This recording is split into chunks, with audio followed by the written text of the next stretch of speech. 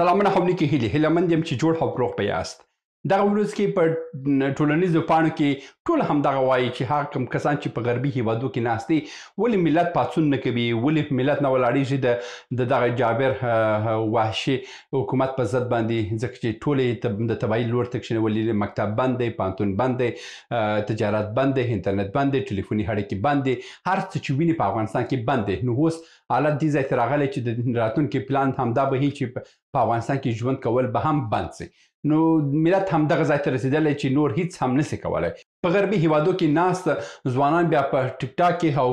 یوټیوب او فیسبوک کې بیا دوی ناست دي، همدغه وایي چې ولې ملت پاڅون نه کوي. نن په دغه ویډیو کې تاسو ته وایم چې ملت ولې پاڅون نسي کولی او ملت څه لري چې پاڅون ورته وکړي. زه پر دغه موضوع باندې خبرې کوم، تر اضافي خبرې تېرې شو.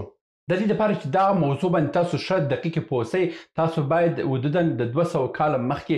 استخباراتي پلانونو په هکله باندې پوه سئ. ګوره، موږ د 15مې پیړۍ څخه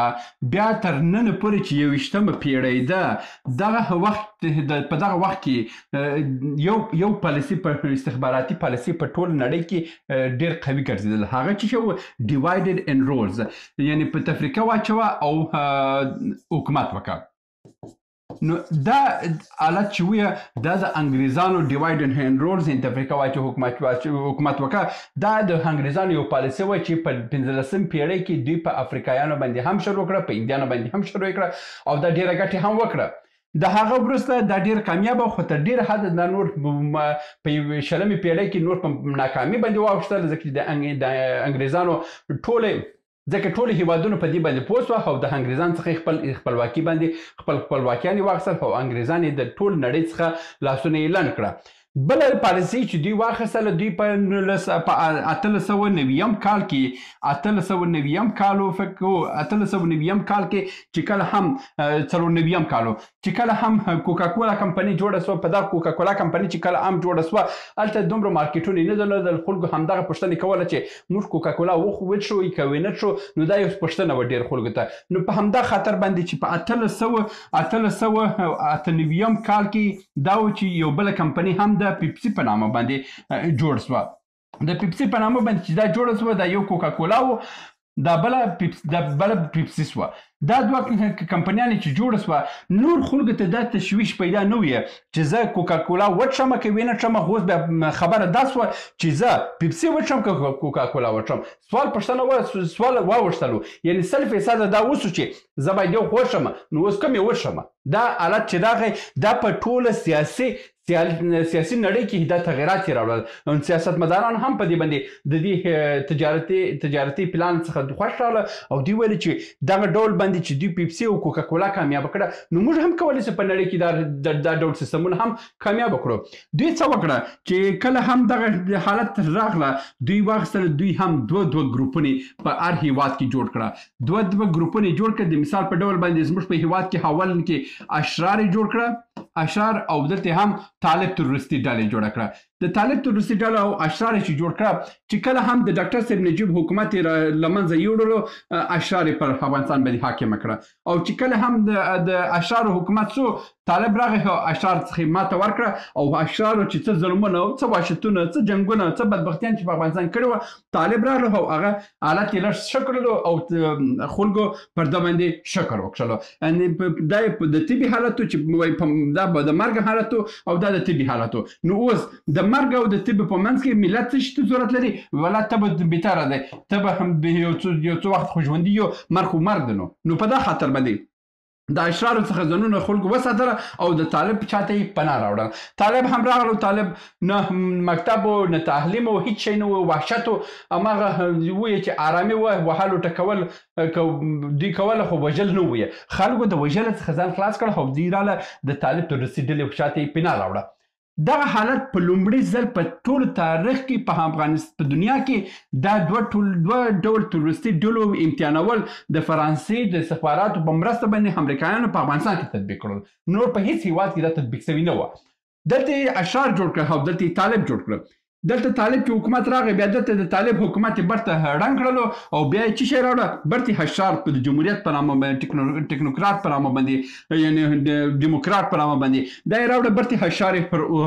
40 کاله پر حکومت باندې حکومت اشار ته په لاس ورکړلو اشار کې بیا هم هماغه لنډغري هماغه زورواکي او هماغه لوچکي او هماغه بدبختي چې ملت دې ته ستړی سو چې هر یو ګریدلو ناکم زندانو ته تللو او هماغه چې د طالب لیکې برستر بل ډېرې سوې او طالب برته راغلو او حکومت یې برته طالب ته ورکړلو اوس طالب راغلی دی طالب نو هر وحشت چې کوي نور ملت څخه بالا تللې ده ملت څه وایي ملت وایي وروره که زه اوس دا طالب بیا نه منم خو برته هماغه اشرار پر ما راځي ځکه چې اینو د داسې پالیسي پر ده باندې دلته په افغانستان کې دوی همدغه پالیسي د ټو وی سلیکشن چې دی د دوه لارو انتخاب کوم یو انتخاب لري یا به اشرار انتخابوي او یا به د طالب تورستي ډله انتخابوي اوس ملت دپاره همدغه ډول باندې دی ځکه چې زموږ هغه پخواني کدرونه مکمل له منځه تللي دي که هغه د ډاکټر صاحب نجیب په حکومت کې چې موږ څه سیاسیون درلودله څه نظامیان درلودل هغه مکمل ختم شوي دي د هغه ختم کېدو سره اوس مکملا دغه نظام همدغه دوه تورستي ډلو ته پاته دی یو اشرارو تورستي ډله او بل د طالب تورستي ډله همدغه دوه ډول په منځ کې انتخاب باید ملت وکړي نو اوس ملت وایي که زه پاڅون کومه ښه پاڅون وروسته به زما پر سر باندې به څوک حاکم سي راځي د مسعود زوی به حاکم کېږي یهودی یو فرانسوي یهودی راځي پر ما باندې حاکم کېږي نو بیا خو تر دې خو بیا برته همدغه طالبان بهتره دي او که بیا هماغه حشار دی هماغه لنډغري دی هماغه تورواکي ده خو بیا طالب بهتره دی نور که غږ نه کوي حد اقل په کوڅې کې خو ارامه یو عزت مو خوندې دی ټلیفون دې بند سي تعلیم دې بند سي هر بله چې بندېږي نور خو همدغه حالت دی نو اوس خبره همدغه ته پاته ده چې ملت اوس په دوه لارو کې پاته دی چې ملت وایي چې زه وروره که زه ځم پاڅونو خواته ځم پاڅونو خواته زما راتلونکي ولسمشر به څوک واوسي ما راتلونکي ولسمشر به اشرف غني واوسي نه هغه امکان نه لري چې بیا برته راسي ځکه چې غربیان یې نه پرېږدي چې دلته راسي او که زما ولسمشر باندې برته راځي او هغه تروریستي ډلې چې عطا محمد نور دی خو بیا پارلمان دی ابراهیم الکوزی دی ابراهیم الکوزی به اوس ولسمشر په دې وطن کې یو انتخابات کې ځان کاندید کړی نو یا به د مسعود کورنۍ اوسي او یا به د حکمتیار شیطان اوسي او یا به د نورې تروریستي ظاهر قدیر به رهبر ووځي نو دا حالت دی نو ملت په همدغه کې پاته راغلی دی ځکه چې زموږ هغه پخواني سیاسي سلسله مکملا ختم شوې ده موږ هیڅ سیاسي سلسله اوس په نړۍ کې نه لرو هیڅ هیواد کې موږ یو داسې سیاستمدار نه لرو چې هغه ډاکټر صاحب نجیب د حکومت پاته اوسي هغه ټول سپین ږیري شوي دي او یا ډېر هم د دې دنیا څخه تللي دي او موږ هیڅوک سیاسي اوس نه لرو یو مملکت وګوره یو مملکت چې په دغه 100 کلن دورې کې په 100 کالو کې ګوره د امان الله خان راغی بچه سکاو راغی بیا نادر خان راغی ظاهر شاه راغی داود خان راغی ترکی راغی حافظ الامین راغی ببرک کارمل راغی نجیب راغی ثقبت الله مجددي راغی رحماني راغی دا بل ملا عمر راغی بیا کرزی راغی بیا اشرف غنی راغی بیا دا تورست عبد الله راغی یعنی په یو پیړۍ کې موږ نږدې 10 تر 12 رهبران حکومتونو تبادله شوي دي هر حکومت چې راغلی هغه بل حکومت دارونه دارې ختم کړي نو په داسې حالت کې موږ نسو کولی ښه دی اوس پاڅون بیا دا پاڅون وګوره د دې پاڅونونو وشاته ډېر پیسې پکار دي دغه اوس د طالب تروریستي ډلې سره په 80 میلیارډ ډالره تجهیزات دي نظامي تجهیزات دي د دې په وړاندې باندې کوم قوت باندې کولی شي چې دا حرکت وکړي او د دې په ضد باندې پاڅون وکړي چې هر یو پاڅون وکړو ختمي یې زمان ځای وړي نو داسې حالت کې ملت په خالي لاس باندې څه کولی شي وګوره بلکې د ډیموکراتیک هیوادونه دي د ډیموکراتیک هیوادونو کې مظاهرې شته نو تاسو کولی شئ چې مظاهرې وکړئ او لاړ شئ احتجاجونه وکړئ او د خپل حق وغواړئ هلته انتخابات کېږي چې کله هم د ستا خبرې ونه منل په بل انتخابات کې ته کولی شئ هغه رد کړي نو اوس په دې کې د دې تروریستي ډلې سره څه کوي که دې مظاهره وکړه په هماغه ورځ کې یو په یو په هماغه ځای کې خو به شی ونه وایي مظاهره به ختم شي خو د مظاهرې وروسته یو د کور را ایستل کېږي ټول وژل کېږي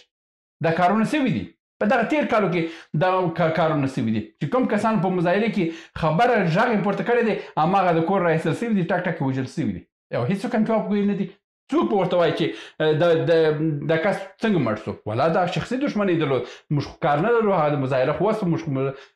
په مظاهره کې موږ کار نه لرو خو کوم د دې کوم کس قاتل چې وی هغه د شخصي دښمني و موږ په دې کار نه لرو څه ورسره کوي یو نه په زرګونه درته وژني په زرګونه ځوانان به درته قتل عام کې او یو جواب به هم په بسته دنیا کې به څوک ورته جواب نه لري نو په داسې حالت کې زه بالکل د دې داسې نه یم چې یو څوک دې راسه غربي هیوادو کې نکښېني وایي چې هغه ملت ولاړ شه پاڅون وکړي ته خپل نه ورځي په غربي هیواد کې ناست دی او ژوند یې د ایر کنډیشن لاندې ښه ژوند لري موټر لري هر څه لري او انټرنیټ دې هر څه برابر دی خو ته ځې هلته نور بیچاره ملت ته وایي چې ته ورځه پاڅون وکړه او چې پاڅون دې هم وکړې زه بیا د غربي هیوادو څخه دلته خو زه ورسته ټکسي چلوم او زه بیا راځم ستا په سر باندې زه وزیر کېږم او زه به رئیس کېږم او هلته بیا بس پیسې او بیا په وزیر اکبر خان کې به ښه کورونه او ښه ژوند به زه جوړوم دا کوم وجدان مني زه خپله وره زه خپله چې سپینه خبره درته وکړم زه هېڅ وخت ملت ته حق نه ورکوم ځکه چې ملت وایم که دا ته ردی ستا په ضد باندې ته باید اشرار راوغواړې د اشرارو او د طالب په منځ کې ته یو تصمیم ونیسه کوم یې غواړې او د دې حکومت ته له منځه وړل د خپله اوس یو مشکل دی ځکه چې غربي هیوادونه یې شاته ولاړ دي غربي هیوادونه نه غواړي چې داخل له منځه ځکه چې هغه پروژې چې د غربي هیوادونو په زرګونه کاله مخکې پلان غوښتې تطبیق کړي اوس هغه زر کاله بعد هم هماغه ډول پلان چې امریکا او انګریز درلودل هغه اوس تطبیق کېږي نو چی لپاره دا ورک کړي نو هیله مند یم چې یو څه معلومات مو د دې ویډیو څخه اخیستلی اوسي او زه نه غواړم چې ځوانان مو په قتل عام ورسېږي او هغه قتل عام هم په دې باندې او راسي یو بل اشرار او بل وحشي راس پر دې باندې حاکمیت به شروع کړي هغه هم یو غل چور واوسي نو ښه ورځ به په افغانستان نه راځي نو هیله مند یم چې روس او چین په دې باندې تصمیم ونیسي او د افغانستان سرنوشت دغه حالت څخه وباسي دا د نن ورځې ویډیو هیله مند یم چې سم ترلاسه کړی اوسي تر بیا هم په لاس سپارم ښې چارې سلامونه